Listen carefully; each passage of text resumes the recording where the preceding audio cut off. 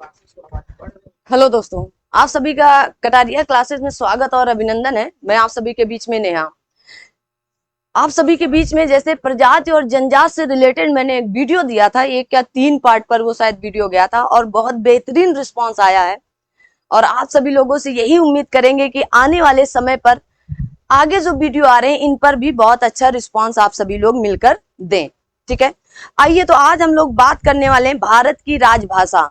हमारे ये भारत की राजभाषाएं या भारत की, जैसे कि आप सभी लोगों को दिख रहा है राजभाषा लिखा है यहाँ पर, तो भारत की कौन कौन सी भाषाएं हैं, भारत की राजभाषा या राष्ट्रीय भाषा क्या हमारी हिंदी है, इस पर आज चर्चा करेंगे। ये ज्योग्राफी का भी विषय है और आपके पॉलिटी का भी विषय है। जैसे संविधान के भाग 17 के अकॉर्डिंग आप देखेंगे, भाग 17 में भी राजभाषा की बात कही गई है। ठीक है ना, किसकी बात कही गई? राजभाषा की बात कही। तो संविधान में भी इसे राजभाषा के नाम से जाना जाता है। और आप देखेंगे कि यहाँ पर भाषाएं के नाम से जाना गया, किसकी? भाषाओं के नाम से जाना जाएगा। तो आइए बातचीत करते हैं यहाँ पर। सबसे पहले तो यहाँ पर कहा जा रहा है कि भारत में हिंदी सर्वाधिक लोगों द्वारा बोली जाती है। अरे भाई, हिंदी तो बोली जाती है, कौन सी हिंदी? हमारे भारत में सर्वाधिक लोगों के द्वारा हिंदी सबसे ज्यादा बोली जाती। कौन सी बोली जाती है? हिंदी सबसे ज्यादा बोली जाती है। और उसके बाद कहा गया है द्वारा बोली जाने वाली भाषा है, कैसी है भाषा है? भारत में हिंदी के पश्चात बांग्ला भाषा सर्वाधिक बोली जाती है। जो बांग्ला या बंगाली विश्व की, अभी देखो ये सबसे नंबर 2 पर, भारत पर दूसरे नंबर पर है, लेकिन बांग्ला या बंगाली भाषा विश्व में 6ठे नंबर की है। कौन सी है? 6ठे नंबर की है, याद रखिएगा, मोस्ट इंपॉर्टेंट है। और अब आप बात करते हैं हमारी जो राजभाषा है, जो मैं बात कर रही थी कि भाग 17 के अंतर्गत, कहां पर? भाग 17 संविधान में बात कही गई। तो किन किन आर्टिकलों के अंतर्गत इसकी बात कही गई? तो आप कहेंगे 343 से लेकर 351 तक, आर्टिकल नंबर 343 से लेकर 351 तक की इन राजभाषाओं या हिंदी की, और इसमें कई भाषाएं आती हैं। जैसे हिंदी आपकी राजभाषा है। बहुत से बच्चे ये कंफ्यूज रहते हैं कि हिंदी को हमारी राष्ट्रभाषा घोषित कर दिया। नहीं, अभी तक हमारी हिंदी राजभाषा पर ही शामिल है। किस पे? राजभाषा आई है। ठीक है, तो इसको आप याद करके रखिएगा। ये आपके एक टॉपिक आपके राजनीतिक का है या यूं कहें पॉलिटी का भी है। और ज्योग्राफी में आगे बातचीत करते हैं कि आपकी कहा गया इतने मिलियन लोग क्या करते हैं विश्व में, इसके कुल प्रयोगकर्ता जो आपकी दूसरी सबसे बोली जाने वाली नंबर, जो 6ठे नंबर की बंगाली भाषा है, वो कौन सी है? तो आप कहेंगे 267.65 मिलियन लोग कैसे हैं? तो विश्व में सबसे ज्यादा बोलते हैं बंगाली को 6ठवें नंबर पर। कौन से? 6ठवें नंबर पर।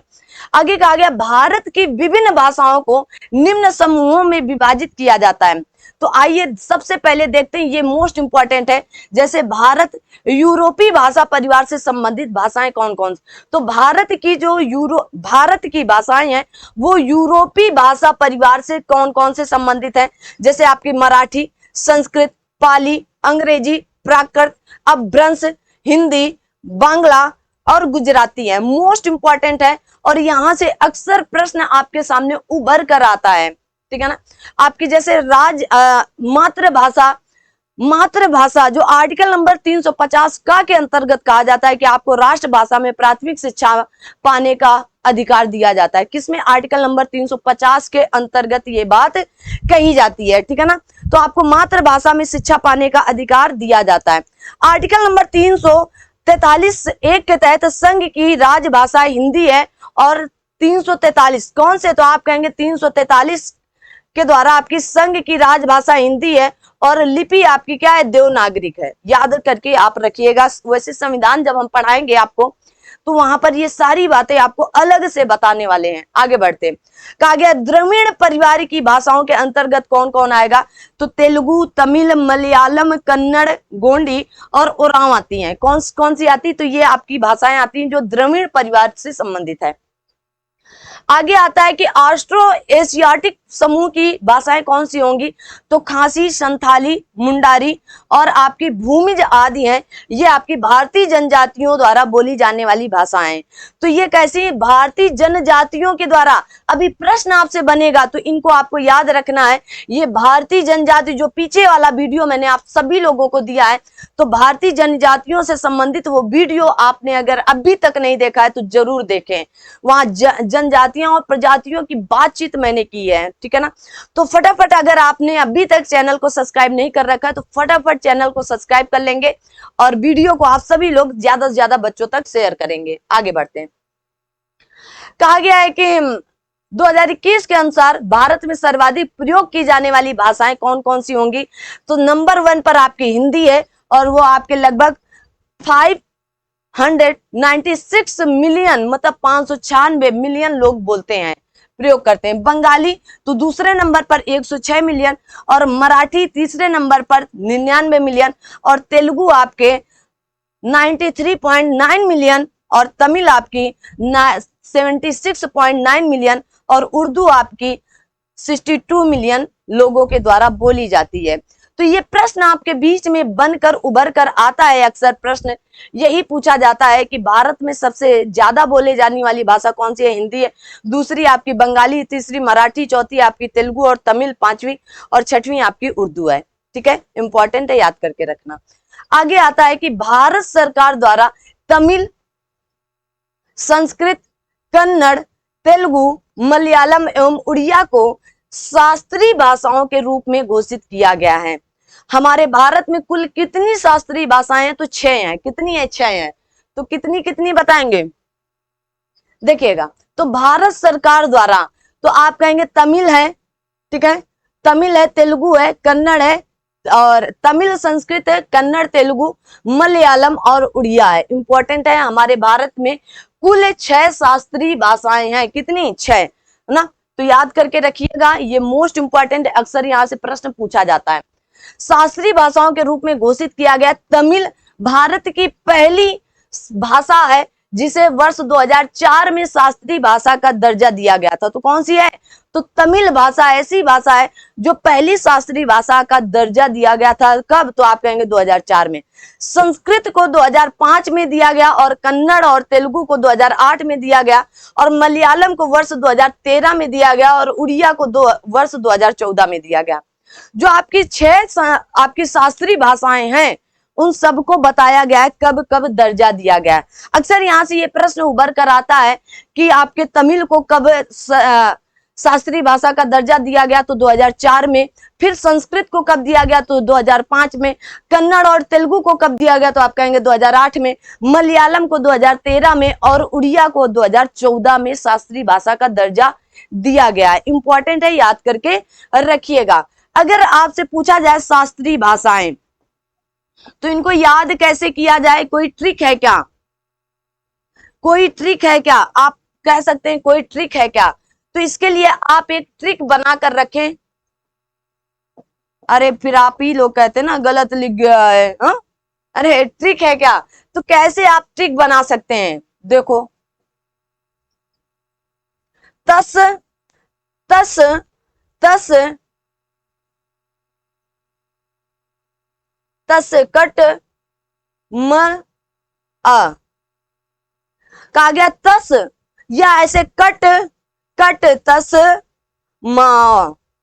मेरे कट गया है कस के, मेरा कट गया है कस के, कस के कट गया है तस अस, मतलब म आ, ठीक है ना।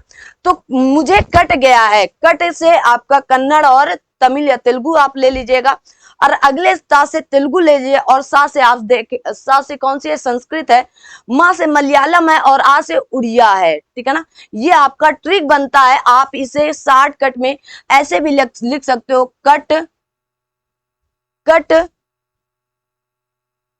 तम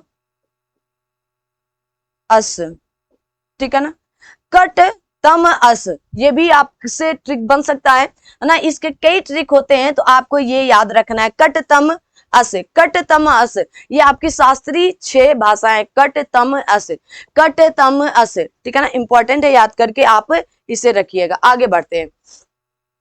आगे क्या है, सरकार द्वारा किसी भी भाषा को शास्त्रीय भाषा के रूप में घोषित करने के लिए निम्नलिखित शर्तें निर्धारित की गई। कौन कौन सी शर्तें होंगी? कहा गया इस भाषा का 1500 से लेकर 2000 वर्ष की अवधि का समृद्ध मूल्य, पढ़ाया या इतिहास हो, मतलब इनका इतिहास होना चाहिए, प्राचीन साहित्य या मूल पाठ का एक भाग हो, जिसे वक्ताओं को पीढ़ियों द्वारा बहुमूल्य विरासत माना जाता है, इंपॉर्टेंट है, ठीक है ना। मतलब आपको कैसे किसी भाषा को संस्कृत शास्त्रीय भाषा घोषित करेंगे, तो इसके लिए या तो कोई इनका संस्कृत इतिहास हो, समृद्ध इतिहास हो, या फिर प्राचीन साहित्य का मूल पाठ या एक भाग हो, जिसे वक्ताओं की पीढ़ियों द्वारा इन्हें कहा गया बहुमूल्य विरासत माना जाता रहा हो कि तमिल की ये भाषा बड़ी इंपॉर्टेंट है, तमिल के ये शास्त्र हैं, इसलिए, ठीक है ना। आगे कहा गया संबंधित भाषा की साहित्यिक परंपरा मौलिक है और किसी अन्य बोली वाले समुदाय से प्राप्त नहीं है, ऐसी बात कही गई। और कहा गया शास्त्रीय भाषा और साहित्य आधुनिक से भिन्न होने के कारण साहित्य भाषा, जो शास्त्रीय भाषा है, शास्त्रीय भाषा तथा इसके अगले रूप के बीच अंतराल भी हो सकता है, इंपॉर्टेंट है आपके लिए। तो ये शर्तें, 4 जो शर्तें दी गई, इन शर्तों को आप जब एम्प्लाई करेंगे अपने ऊपर या लगाएंगे किसी भाषा पर, तो आपको लगेगा कि ये शास्त्रीय भाषा है या नहीं है। आगे बढ़ते हैं। आगे आपके आते हैं अब प्रश्न। कहा गया भारत के संदर्भ में हलबी, हो और कुई पद किससे संबंधित है? तो आपको मैंने हो एक जनजाति पढ़ाई थी, क्या पढ़ाई थी? जनजाति, और ये जनजाति क्या है? भाषा से संबंधित है, ठीक है। शायद मैंने इसके बारे में पीछे भी चर्चा की है, देख लेते हैं। ये है, कहा गया खासी, संथाली, मुंडारी और भूमिज आदि ये जनजाति भाषा। अच्छा, यहाँ पर नहीं दिया गया वो, ठीक है, कोई दिक्कत नहीं है, ठीक है ना। लेकिन ये क्या है, तो आप कहेंगे हलबी, हो और कुई पद किससे संबंधित? तो जनजाति भाषाओं से संबंधित है। किससे? भाषा से संबंधित है। इंपॉर्टेंट प्रश्न है, निकाल के रखिएगा। आगे कहा गया कि हिंदी के पश्चात कौन सी भारतीय भाषा विश्व में सर्वाधिक बोली जाने वाली भाषा है? बताएं। तो आप देखेंगे सर्वाधिक तो हिंदी बोली जाती, कौन सी? हिंदी नंबर 1 पर है। और प्रश्न भी कह रहा है हिंदी के पश्चात, तो दूसरी कौन सी थी? आप कहेंगे बंगाली भाषा थी। कौन सी थी? बंगाली भाषा थी, ठीक है ना। 596 मिलियन लोग हिंदी बोल रहे थे, तो 100 कुछ लोग आपकी क्या बोल रहे थे? बंगाली बोल रहे थे। आगे है, आगे कहा गया भारतीय उपमहाद्वीप में बोली जाने वाली भाषाओं में बोलने वाले की सर्वाधिक जनसंख्या के आधार पर हिंदी के बाद किसका नंबर आता है? तो हिंदी के बाद किसका नंबर आएगा? तो बांग्ला भाषा का नाम आता है। आपकी तेलुगु तमिल का कहीं नाम नहीं है, मतलब इसमें हाल फिलहाल में ना। आगे बढ़ते हैं। कहा गया हिंदी के पश्चात कौन सी भाषा भारत में सबसे अधिक बोली जाती है? तो बंगाली बोली जाती। कौन सी बोली जाती? तो आप कहेंगे बंगाली भाषा बोली जाती है, ठीक है ना, इंपॉर्टेंट है। आगे कहा गया है कि निम्नलिखित में से भारत का कौन सा सबसे बड़ा भाषाई समूह है? अब ग्रुप की बात की जा रही है, किसकी? ग्रुप की। तो भाषाई समूह कौन सा है, ये आपसे पूछा जा रहा है, तो जल्दी से बताएंगे आप सभी लोग। कहा गया है सिनो, यहां पर आप कहेंगे सिनो तिब्बतन ग्रुप है, या आप कहेंगे इंडो आर्यन ग्रुप है, या ऑस्ट्रो एशियाटिक ग्रुप है, या द्रविडियन ग्रुप है। तो आपको यहाँ पर इंडो आर्यन ग्रुप लगाना पड़ेगा। कौन सा ग्रुप है? इंडो आर्यन ग्रुप है, जो भारत का सबसे बड़ा भाषाई समूह निकल कर आता है। तो कौन सा है? इंडो आर्यन ग्रुप है, ठीक है ना, याद रखिएगा, इंपॉर्टेंट है। आज का लेक्चर आप सभी लोगों का बड़ा छोटा सा होने वाला है, लेकिन इंपॉर्टेंट है। आगे देखेंगे। कहा गया निम्नलिखित भाषाओं में से कौन सी एक ऑस्ट्रियाइक समूह की है? तो ऑस्ट्रियाइक समूह अभी मैंने आप सभी लोगों को बताया कौन सी होगी, तो जल्दी से बताएंगे कौन सी होगी ऑस्ट्रियाइक समूह की। कहा गया है मराठी, लद्दाखी, खासी, तमिल। अभी मैंने बताया था कि ऑस्ट्रियाइक समूह की कौन सी भाषा होगी, तो आप कहेंगे खासी भाषा। कहाँ के लोग बोलते हैं? तो मेघालय और त्रिपुरा और उधर के उत्तर पूर्वी क्षेत्रों के लोग बोलते हैं। आगे कहा गया है कि दिए गए मानचित्र पर विचार करें, ABCD तथा D द्वारा अंकित क्षेत्रों में मुख्यतः बोले जाने वाली भाषाएं क्रमशः कौन सी हैं? तो बताएं भाई कौन सी होगी। तो ए पर क्या बोला जाएगा, बी पर, सी पर और डी पर। जल्दी से यहां पर कौन कौन सी भाषा बोली जा सकती है, जल्दी से बताओ आप सभी लोग।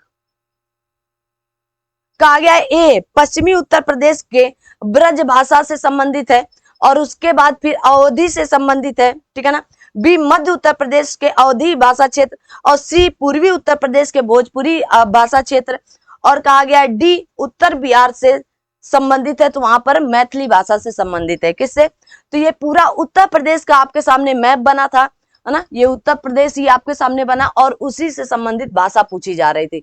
ऐसे ऐसे प्रश्न किससे, आईएएस 2000 आईएएस के द्वारा, यूपीएससी के द्वारा प्रश्न पूछा गया है, ठीक है ना। ये यूपीएससी ने इस तरह के प्रश्न पूछ रखा है। तो आप ये नहीं सोचिएगा कि UPPCS, RO, APS, UK RO में ऐसे प्रश्न नहीं आएंगे, आ सकते हैं, ठीक है ना। आगे बढ़ते हैं, आज की ये लास्ट स्लाइड है। कहा गया है कि वर्ष 2014 में किसे पाश्चात्य भाषा का दर्जा दिया गया था, जल्दी से बताएं भाई। तो 2014 में उड़िया को दिया गया था, किसे, उड़िया को दिया गया था, ठीक है ना।